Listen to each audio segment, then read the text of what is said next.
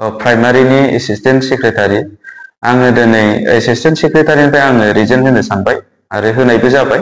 मानो होनबा आङो पार्टिनि खामानिखौ मावनो बानानै आङो हारसिं मानगोनां रायजो राजा आरो लोगो नोंथांमोन, जोंहा बनरगाव ब्लकनि सिङाव थानाय सोनाब मालिगाव प्राइमारि इउपिपिएलनि गाहाय लेङाइ नेहाथारि समर बसुमतारी सारा दिनै इउपिपिएल दोलोखौ नागारनानै न'आव थाफैबाय। आरो इउपिपिएल दोलोखौ मानो रिजाइन खालामनो गोनां जाखो आरो मानो रिजाइन होखो कुस्त' जाहोन थागोन नङा होनब्ला रायजोफोर? बिनि थाखाय आं नोंथांमोननो गासैखौ फुल आपडेट होलांनो होननानै आं फैदों। दिनै समर बसुमतारी सारा दिनै गोहोआव थाखानाय इउपिपिएल सरकारखौ मानो एंगारखो, नैबे बाथ्राया सोंथि जानानै दं नङा होनब्ला? दा नोंथांमोना फारसेनिफ्राय खोनासंलांबानो जाबाय। जोंहा समर बसुमतारी सारा दिनै रोखा रोखा जोंनो खेंफोरथि होफैदों, रोखा रोखा बुंफ्रुनानै होफैदों। दिनै गोहोआव थाबालाय मा जानो, गोहोआव थानायबालाय मा जानो, दिनै नोंथाङा जेसांनो रायजो राजाफोरनि थाखाय खामानि मावा मानो सरकारनि जानानै, अब्लाबो नोंथाङा रां थाइसेबो मोनाब्ला, दिनै गावनि केसनि थाखाय जुजिनो बिथाङा रां थाइसेबो मोनाखैब्ला दिनै सोरनि गोसोआव दुखु मोनालासिनो थानो नङा होनब्ला? दा बिनिखायनो दिनै समर बसुमतारी सारा फंसे बाथ्रा बुंदों, रायजो राजाजोंबो दुखु मोनजानो गोनां जायो, ओरैनोसो दुखु मोनजानो गोनां जायो, गावजों गाव नांज्लायनो गोनां जायो, गावजों गाव थटखा थटखि जालायनो गोनां जायो होननानै दिनै समर बसुमतारी सारा रोखा रोखा जोंनो खेंफोरथि होफैदों। थांनाय मासनि 12-13 थारिखआव बिथाङा केसआव थांदोंमोन, गावनि जे केस सोलिबाय थानाय बे केसआव थांनाय बिथाङा रां थाइसेबो मोनाखै इउपिपिएल सरकारनिफ्राय, थामहिनबा गुबुन गुबुन दोलोनिफ्रायबो मोनाखै। बे बाथ्राखौ बिथाङा रोखा रोखा जोंनो खेंफोरथि होफैदों।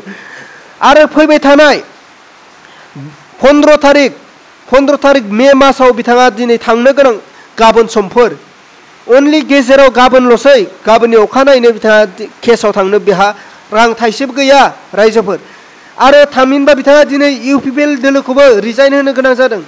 आरो बिथाङा बिनि सायावनो दिनै लेंग्राबावसो रायजोफोर, दिनै आथिङा लेंग्राबावसो दिनै बिथाङा केस सोलिगासिनो। दिनै लेंग्रा होननानै बिथाङा ओरैनो थानो मोनाखै।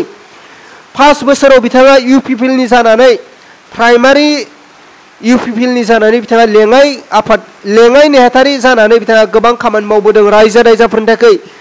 नाथाय लेङाइ नेहाथारि जासेयावबो बिथाङा रां थाइसेबो मोनाखै, सरकारनिफ्राय जेबो मोननो हायाखै। थामहिनबा जोंहा इउपिपिएल सरकारा जेबो खामानि मावनो हायाखै नामा जोंनि बर' रायजो राजाफोरनि थाखाय? नङा होनब्ला? जोंनि जौगानायनि थाखाय जेबो खामानि मावनो हायाखै नामा इउपिपिएल सरकारा? बिनि थाखायनो दिनै समर बसुमतारी सारा दिनै इउपिपिएल दोलोखौ रिजाइन होनो गोनां जादों।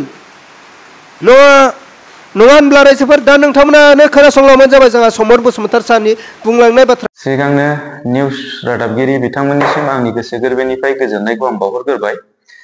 लोगोसे आङो क'क्राझार डिस्ट्रिक्ट इउपिपिएल बनरगाव ब्लकनि सिङाव थानाय वेस्ट मालिगाव प्राइमारिनि एसिस्टेन्ट सेक्रेटारि।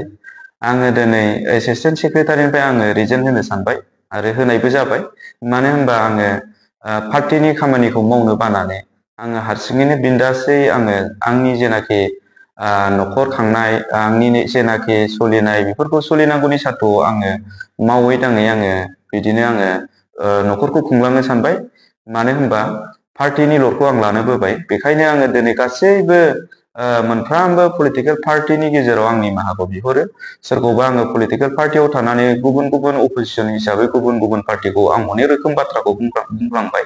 दा बे हिसाबैनो आङो बिपिएफखौबो बुंफ्लांबाय। मानो होनना बुंबा बिपिएफनियावबो आं निमाहाखौ बिहरगोन। बिपिएफनि जेनाखि सेन्ट्रेल प्रेसिडेन्ट मानब गिदिर हाग्रामा महिलारि सारनिफ्राय लानानै जेसेबां डिस्ट्रिक्ट ब्लक प्राइमारि दङ, साफ्रोमबो बिथांमोन कर्मिमोननिसिमबो आं निमाहाखौ बिहरो। आरो लोगोसे इउपिपिएलनि सेन्ट्रेलनि मानब गिदिर प्रमद बर' सार आरो लोगोसे मोनफ्रोमबो डिस्ट्रिक्टनि बा ब्लकनि आरो लोगोसे प्राइमारिनि गासिबनिसिमबो आं निमाहाखौ बिहरो। मानो होनना बुङोबा आङो दिनैनिफ्राय आङो खुनु पलिटिकेल पार्टि होननायजों आं लोब्बा गैला। आं न'आवनो जिरायनानै न'आवनो थानोसै। दा आंहा माखासे दुखुनांथाव बाथ्रा थायो। मानो होनना बुङोबा आंहा केसबो जोबै हिसाबै केसआव थांनाय फैनायावबो एसे प्रब्लेम जागासिनो दङ। आरो लोगोसे आंना देहायाबो पलिटिकेलाव ओंखारनानै पलिटिकेलनि खामानि मावनांगौनि जेनाखि सुबिदा आं बेखौ नुहुराखै। आंना देहाया प्रब्लेम, आथिङाबो दिनैसिम लेंग्रायैनो दङ। दा बेखायनो आङो पलिटिकेलाव थानानै गावजों गाव नांलाय खमलाय बा सोरजोंबा सुथुर जानाय आं बेखौ मोजां मोनाखै। आंहा दाखालि नै 15 थारिखआवबो कर्टआव थांदों, थांनाय मासनि 15आव सिटआव गाखोनानै बेयावबो आं हेफाजाबखौ रावनिफ्रायबो मोनथ'नाय जाखायाखै आरो फैगोन नैबे मासनि 15आव गाखोबावनांगौ। दा बेखायनो आङो पलिटिकेलजों लोब्बा लायालासिनो आं दिनै रिजाइन होनानै आङो आंनि गोसोखौ सान्थि सुथि जेरावखि थाया मानो गोसोबादि बिन्दासआव ओंखारनो हानाय, रावजोंबो नांलायनाय गैयै, रावजोंबो हिंसा गैयै, रावजोंबो बायदिसिना बखिजानाय गैयै बा रावजोंबो उनफिननाय लोगो लोगो सोंखारि जानाय, आं बेफोरबायदिखौ बानानै आं दिनै रिजाइन होनाय जाबाय आरो।